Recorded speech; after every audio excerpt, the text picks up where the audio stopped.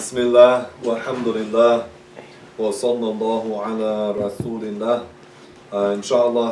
Inshallah ta'ala, today we're going to give part one of a two-part lecture about one of the famous scholars of the Sunnis. His name was al-Hasan al-Ashari, and he was one of the leading scholars of Ahl Sunnah wal Jama'ah when it comes to talking about the details of the Sunni belief. Okay?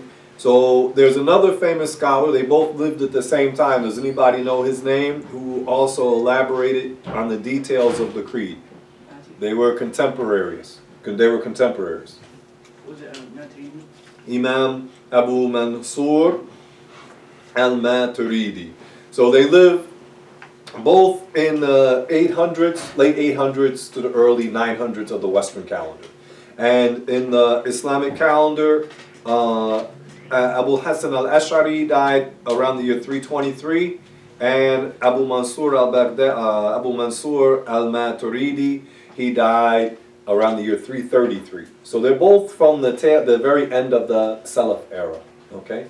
And they are known as, they're called the Imams of Ahl Sunnah in the matters of the creed. Because you have also scholars who specialize in hadith. Who's one of the hadith specialists? Imam Muslim. Who else is another famous scholar in the area of hadith? At-Tirmidhi. Who else? Al-Bukhari. Okay? So some scholars, they specialize. It doesn't mean that they were ignorant of other areas, but they were known, their main contribution to the Islamic intellectual history was in certain fields, in the area of fiqh, in Islamic jurisprudence. Who are the four leading imams in the area of fiqh, Islamic law? The Maliki, al-Shafi'i, Imam Malik, Imam al-Shafi'i, who else? Imam Ahmad ibn Hanbal, and who else? Abu Hanifa. So you have different scholars. Their main contribution was in different fields. Now, Abu Hasan al-Ash'ari and Abu Mansur al-Maturidi, their focus was on the issues of the creed. Of course, they were following the creed, the belief of the Prophet sallallahu alaihi wasallam. But over the time, about the 300-year period between the time of the Prophet sallallahu alaihi wasallam and these scholars, the Islam had spread into a lot of different lands. And the Muslims encountered people from a lot of different backgrounds, with different religious backgrounds. A lot of people were influenced by different types of philosophy.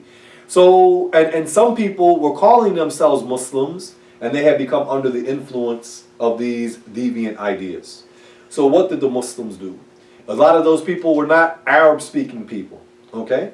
So what did the Muslims do? In order to explain the proper belief, to present the clear and persuasive arguments, and to refute the people of misguidance, the scholars, they systematized how to talk about the belief, these great scholars, how to talk about the creed of the Prophet sallallahu alaihi wasallam, and to discredit the different deviant factions.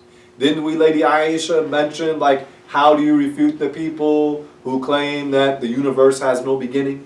Yeah, we use what? Rational proofs. We mentioned what the Prophet said, sallallahu alaihi wasallam, mentioned what the Quran says. But we mentioned rational proofs. Then we mentioned how to refute those people who say that there is no creator. And we use not just proofs from the Quran, but also the proofs from the aql, from the intellect. Okay? So this way of dealing with deviant groups in the matters of the creed, these two great scholars, they dealt with that. They dealt with the people who denied destiny, the group called the Qadariyah, and related to that, the Mu'tazila. So, alhamdulillah, these great scholars, they made it easy for us to explain the creed to different types of people that we are likely to encounter. Like especially now, a lot of atheists, right? Like people who claim to be intellectual people. Okay, so we have our creed, mashallah, is consistent with the intellect. In the lectures we've done, we talked about atheism. Then we demonstrate that the Muslim belief in God is rationally consistent.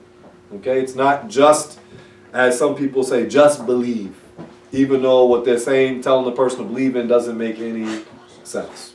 Okay, so the author said, praise be to Allah, the Lord of the worlds.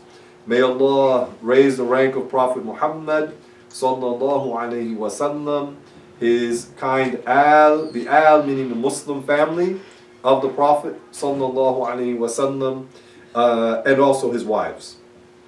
May Allah Ta'ala grant us the sincere intentions. Imam Abu Hassan al-Ash'ari is the Imam of Ahl Sunnah, the man who refuted and defeated the leaders of the groups of misguidance and extinguished their bad innovations. He defended the religion of Allah by the methodology of the Prophet sallallahu alaihi wasallam. He was extremely well known and famous and skillful in producing the irrefutable proofs in defense of the creed of Ahl Sunnah.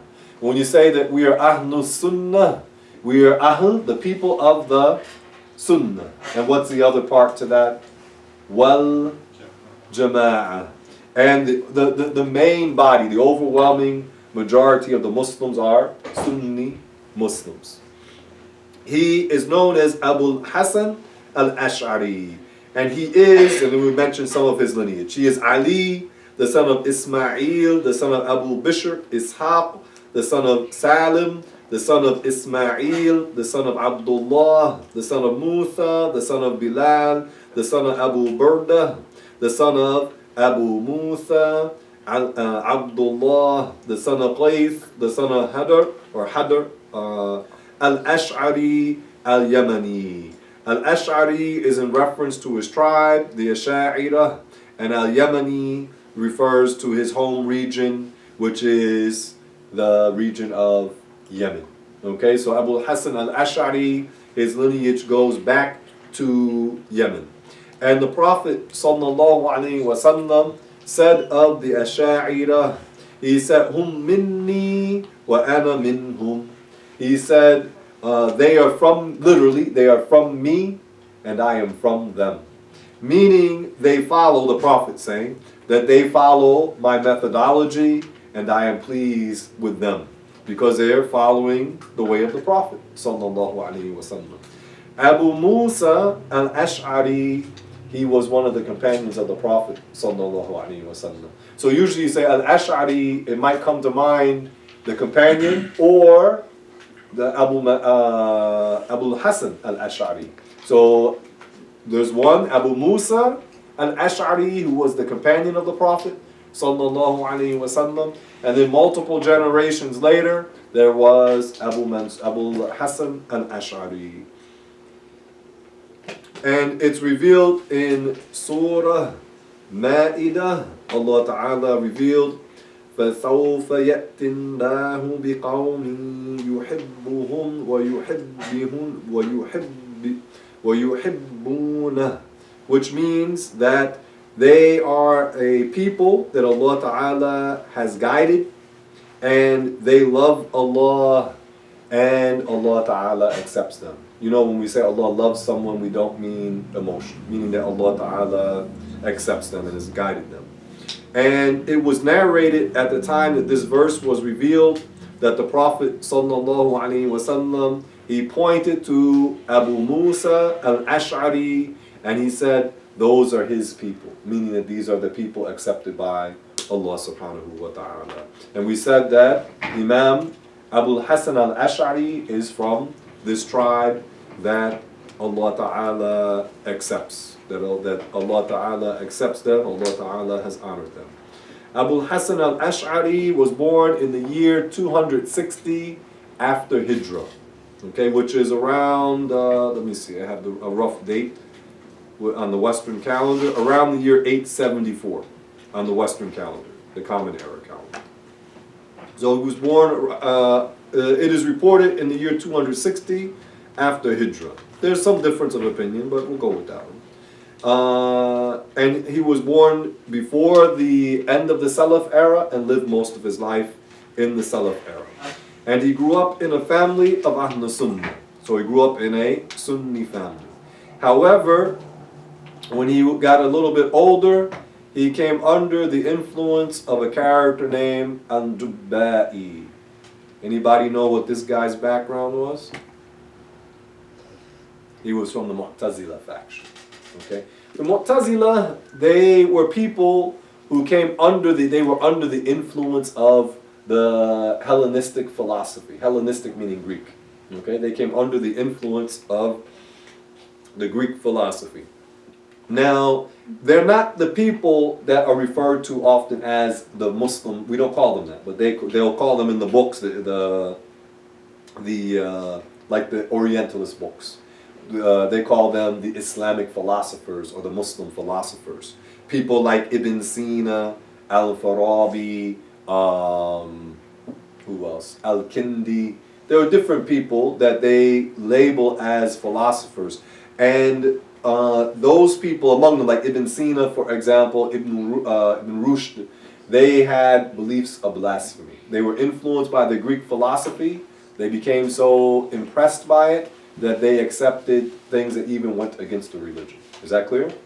So the Mu'tazila, they are a group that are different from what we call the philosophers, but they are under the influence of the philosophers. There were certain ideas from the philosophical schools of thought that they embraced. And one of the problems with them is that they place the intellect before revelation. Okay? What's our position? That the intellect does not contradict revelation. Okay?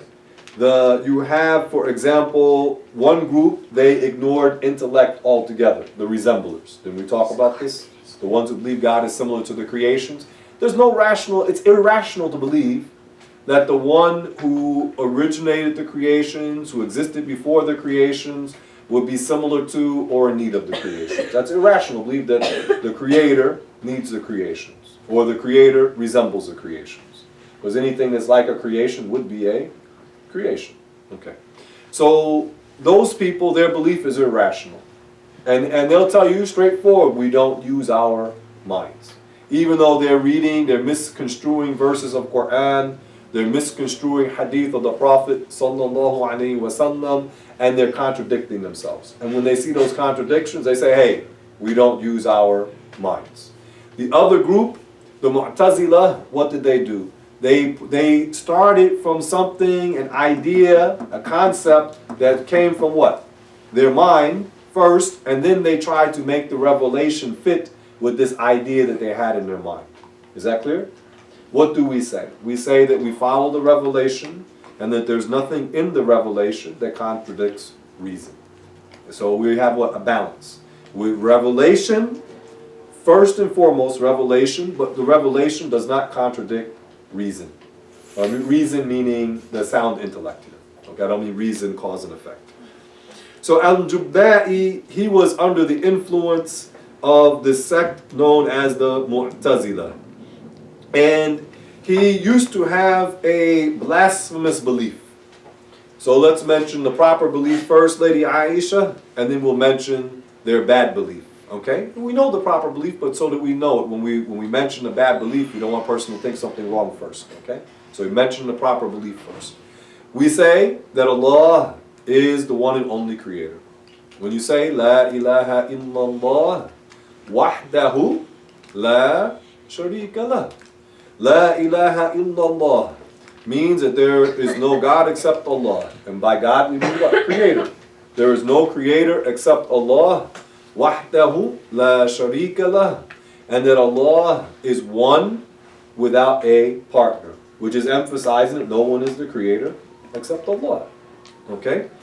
So we know Allah Ta'ala is the creator. Allah is the creator of everything and does not need anything. And Allah Ta'ala is the creator of everything and does not owe us anything. So what did al-Jubba'i say? He had a blasphemous belief. He claimed it is obligatory on Allah to do what is best for the people. This is blasphemy. Allah does not have any obligations. We said Allah does not what? Owe us anything. The Creator doesn't owe us anything. So we can't say that Allah is obligated to do what is best for us. God, Allah, doesn't owe the creations anything. Okay? There's a simple proof, but we'll mention one. Al-Ashari went into some detail about this issue. But let's mention, who remembers the basic proof how to refute the claim of someone who says God must do what's best for people, which is wrong, blasphemy. Does anybody remember how to refute this belief, this bad beliefs? Yes, Ahmed, sit up, please, bro.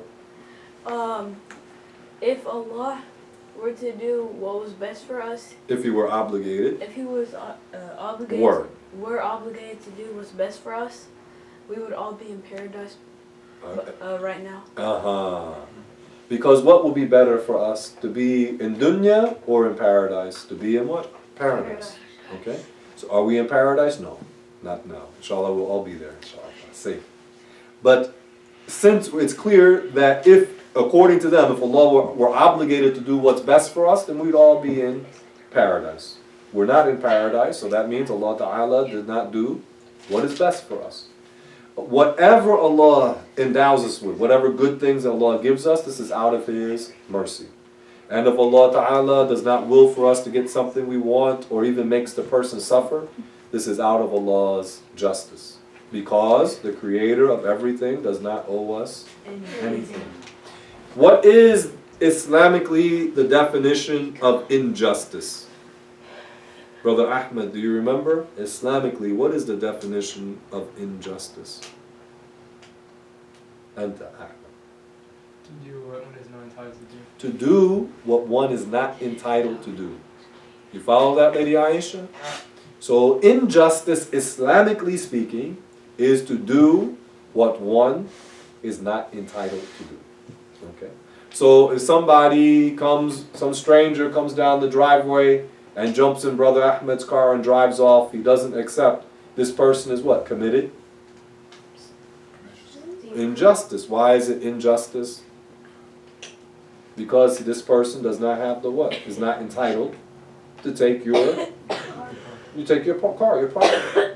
Okay, so because the car belongs to you, and he cannot just do whatever he wants with someone else's property without their permission. Now, Brother Ahmed, after the lesson, he decides to get in his car and drive home. Has he committed an injustice? No, because he's using his property or property he's designated to use. He's using it in a way that's acceptable either to him or to the owner. Is that clear?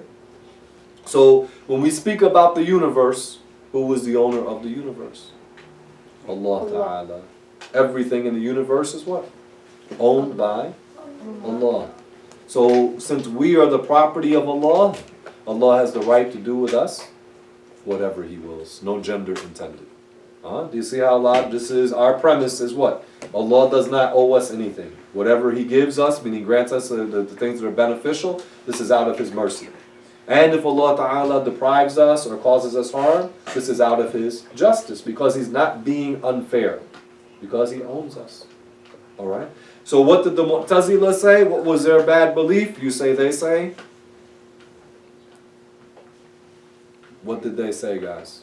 The Mu'tazila, they say they have a false entitlement. That's a good way to put it. They have a sense of a false entitlement that they believe God owes them something. That Allah Ta'ala must do what is best for him or for the person. Alright, so look what Abu Hasan al-Ash'ari, go back a step. Well, let's mention this and then we'll go back and we'll tell you how this happened. He got into a debate. He had seen the Prophet sallallahu alaihi wasallam in a dream. And the Prophet told him, sallallahu alaihi wasallam, that you are going to defend the creed of Ahl Sunnah. So then he announced that he has rejected his Mu'tazila influence. He did not believe all the things the Mu'tazila teach, but he was under the influence, the strong influence of the Mu'tazila. He had a dream. The Prophet sallallahu alaihi wasallam told him that, meaning Abu Hasan al-Ash'ari, that you were going to defend the creed of Ahl Sunnah wal Jama'ah. And so the Prophet said that if it weren't for something special is going to happen, I would teach you myself. So, this is what? From the ghaib, from the dream dimension. So after he had the dream, Abu Hasan al-Ash'ari publicly renounced the teachings of the Mu'tazila. And then he confronted his teacher. What was his teacher's name? Al-Jubai.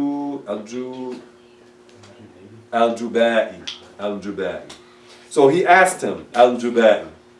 He said, what do you say about three people?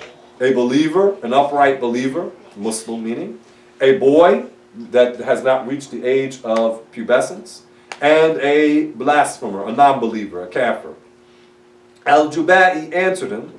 He said the believer is among the people who will have, the righteous believer, will have high rank in paradise in the hereafter.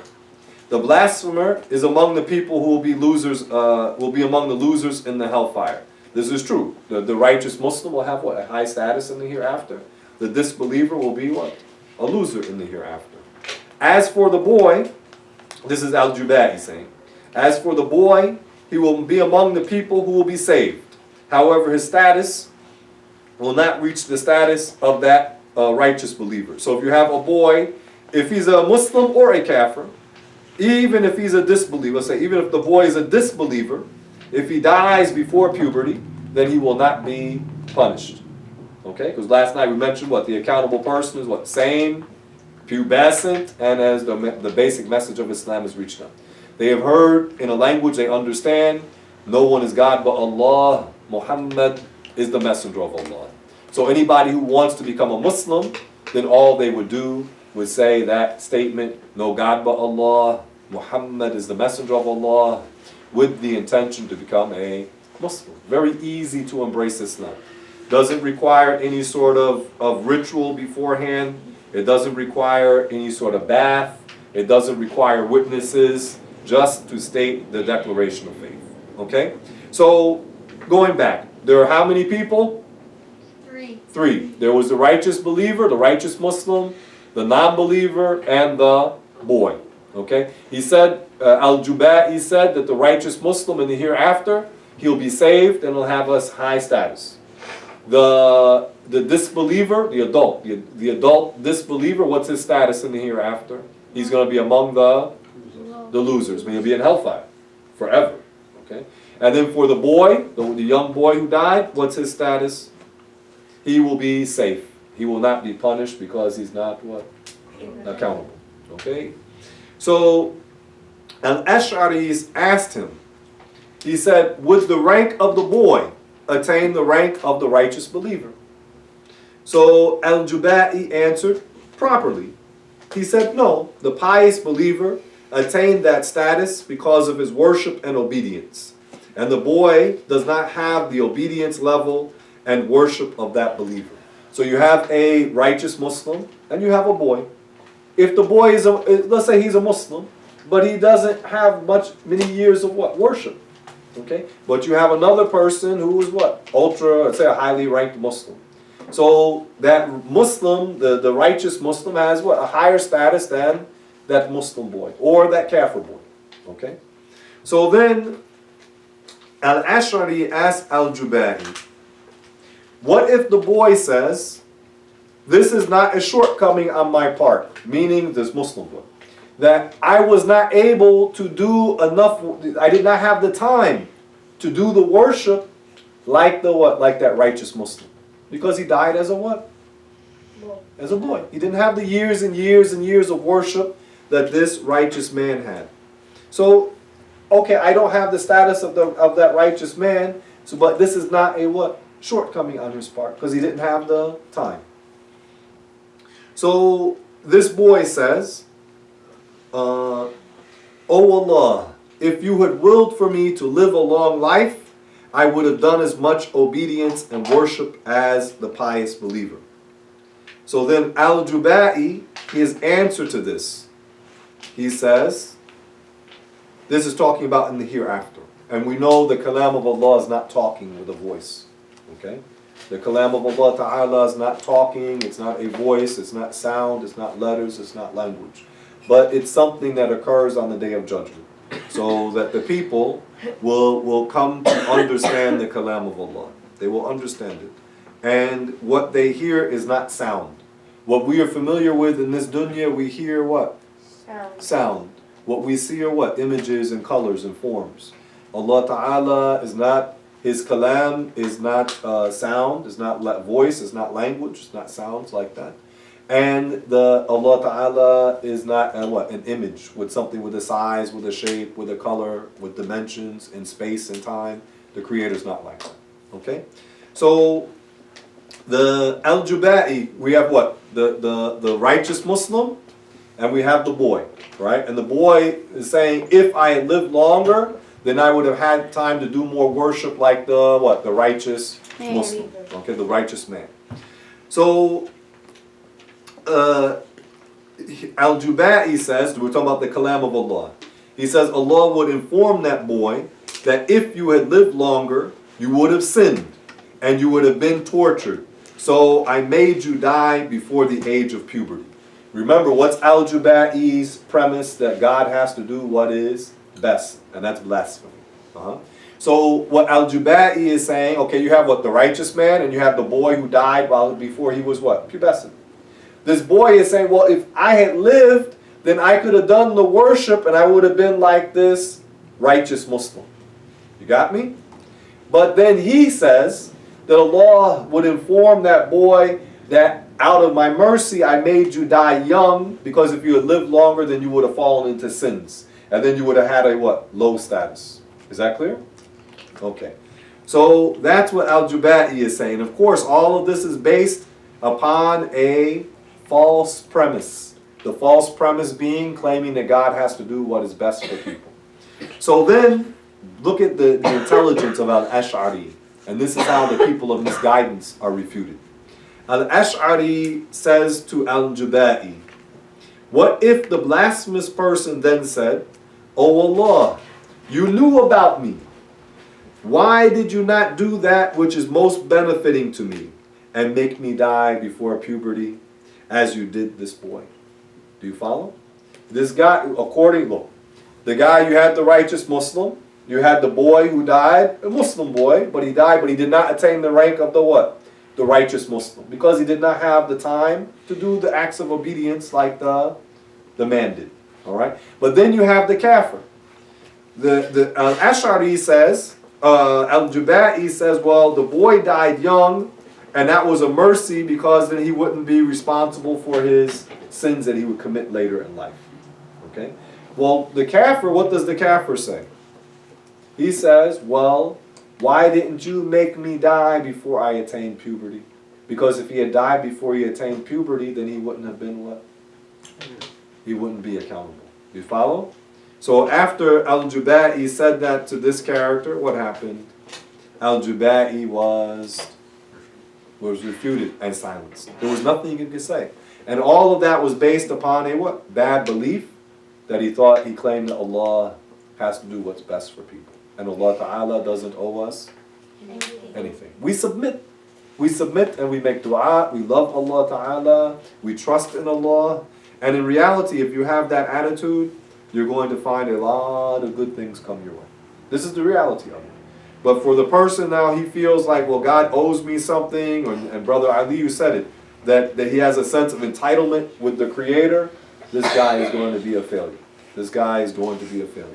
So we, as Muslims, we are people of humility. We should not be arrogant. We should be grateful. Whatever Allah Ta'ala blesses us with or grants us, we should be grateful for that. So let's mention some more. We mentioned about the dream that Abu Hassan al-Ash'ari, who did he see in the dream? The Prophet sallallahu alaihi wasallam. And the Prophet told him that you will be someone who will defend the creed of the Sunnis. And al-Ash'ari went forth and he renounced the creed of the Mu'tazila. He distanced himself from them. And the Mu'tazila at this time, they had influence with the rulers. Abu Hassan al-Ash'ari, where was he in the Muslim world? What region was he in? Anybody remember? Starts with a B. Famous city in the Muslim world. Baghdad. We mentioned al-Maturidi. Did we mention al-Maturidi in the beginning? So Abu Hassan al-Ash'ari was in Iraq, in Baghdad. He was born in Basra, I believe. But he was in Iraq, and Al-Maturidi was in the eastern region, Samarkand. Samarkand, in Uzbekistan region. Okay, he was from that area. So they were from two different regions. The creed that they spoke was what? The same. That Allah is one, that Allah is the only one who has no beginning, that Allah is the one and only creator, that Allah Ta'ala doesn't need the creations, that Allah doesn't resemble the creations. Their creed was what? The same. You cannot take all the verses of the Quran pertaining to the attributes of Allah. You cannot interpret them in the most what? Literal manner. Okay? So they had the same belief, but because they were in two different regions, they were dealing with some different issues particular to the area. But the Sunnis, when you speak of Ahl Sunnah and the method that to use to elaborate on the details of the creed, you're going to find the people are either Maturidis or Ash'aris. Okay? So it was mentioned by the hadith master Abu Bakr al-Baghdad in his book At-Tarikh, which is a book about the history of Baghdad. He said Abu Hasan al-Ash'ari is the one who defended the creed and the one who authored books refuting the atheists, the Mu'tazila, the Jahmiyyah, the Khawarij, and other innovators of misguidance. So like now, when you come here to our little center, don't we warn against different deviant groups? Don't we say, watch out for the people who say that? Don't sometimes we read from their books and say, look at this, say this, and to let the people know so they can know the difference between falsehood and so that they can know the truth and stay away from falsehood. Bi-idnillahi ta'ala.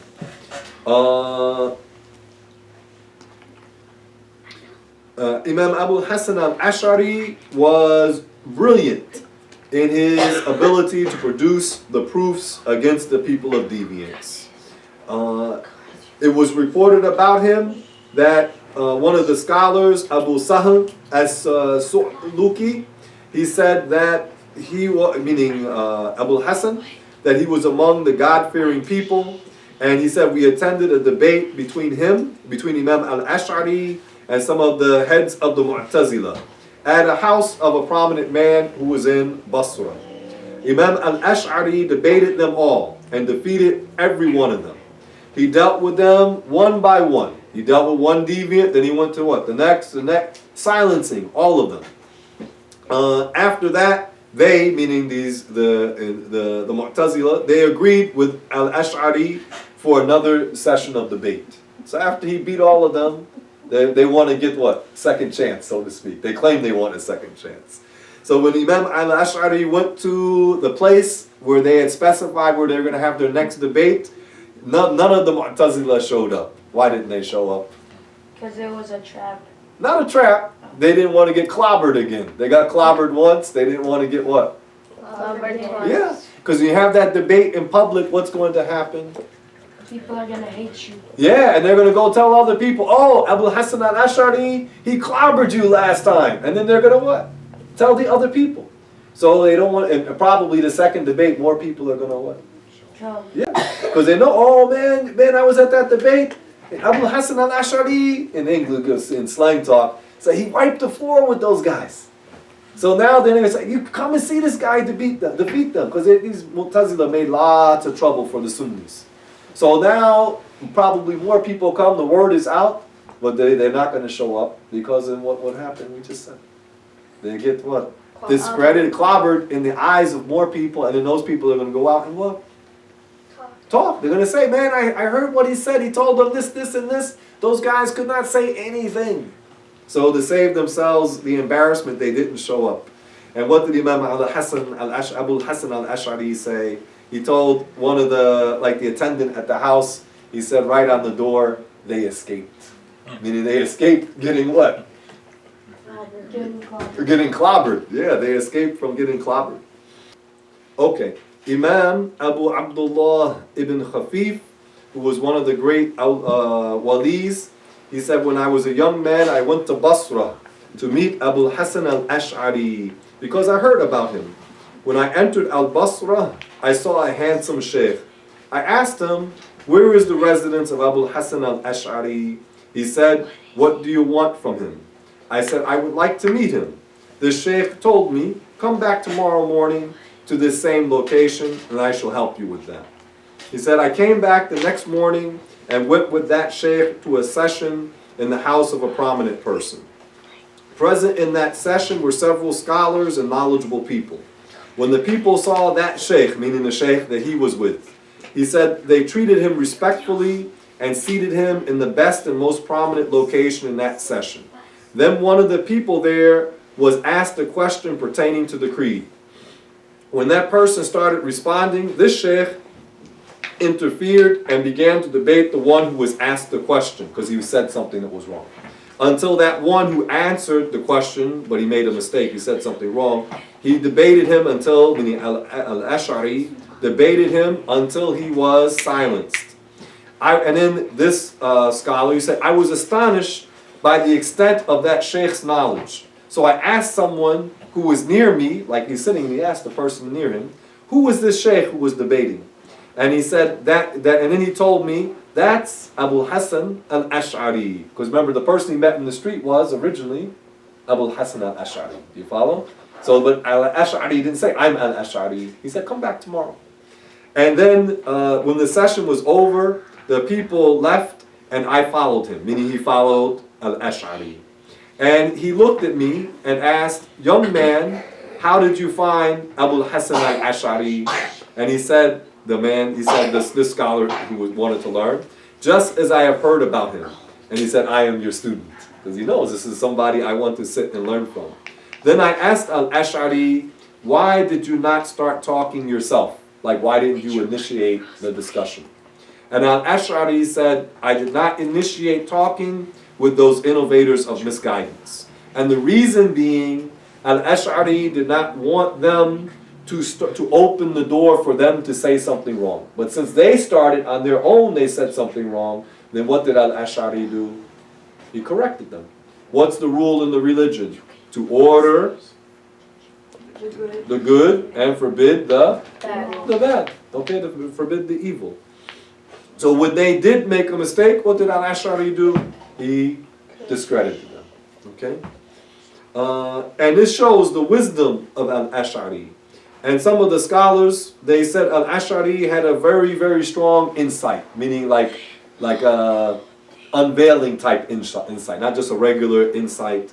At first, Imam al-Ashari did not reveal his identity to Ibn Khafif, the scholar who came to Basra, knowing the effect of the first impression on the relationship between a sheikh and his student. So this is for that student's benefit, not for al-Ashari to show off. You follow? But he wants this person who's coming to seek the knowledge, he wants him to what? To learn. So don't you say what first impressions are? What's the saying? First impressions are lasting impressions, right? So he didn't say right away, I'm al-Ash'ari. He knows there's a reason he wants this young person to what? To learn. So al-Ash'ari did not reveal his identity because knowing the effect of the first impression that the sheikh can make on his student. And when he sat in the debate, then he saw that. And this incident shows the truthfulness of the scholars, saying that Abu Hassan al-Ash'ari was also a great Sufi, meaning also a spiritual master. He wasn't just someone with a lot of knowledge in the creed. And also al-Ash'ari was very knowledgeable in hadith. He was also very knowledgeable in Islamic jurisprudence. But also he was also one who understood the matters of the heart. Okay? And al-Ash'ari, radiyallahu anhu, as we said, he is one of the leaders of the ummah. And what was his specialty again? In elaborating on the details of the belief. Inshallah, we'll stop here. And then next week, inshallah, we'll finish the discussion. Walhamdulillah, wa sallallahu ala rasulillah.